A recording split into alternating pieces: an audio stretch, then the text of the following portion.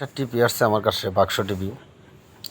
তো টিভিটা আমি খুলতেছি, তো খোলার পর আগে একটি কথা বলিনি আমি, যে ভিডিওটি একটু লং হতে পারে, তো সবাই ধৈর্য সহকারে ভিডিওটি আমার দেখবেন, যে টিভিটা কি হয়েছে, কি কারণে টিভিটা আমার কাছে আসছে।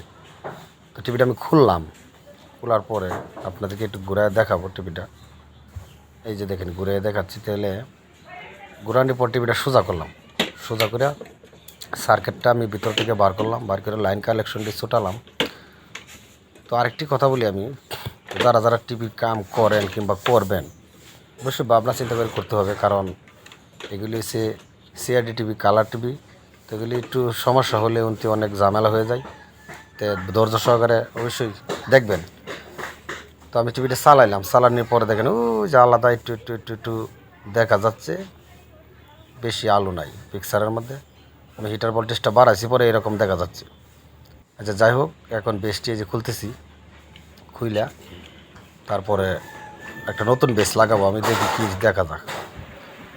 তারপরে আমি একটি নতুন বেস লাগাইলাম, লাগানোর পরে দেখেন টিভিটা চালু করলাম।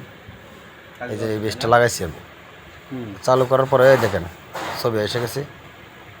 তো আশা করি ভিডিওটি কেমন হলো অবশ্যই জানাবেন।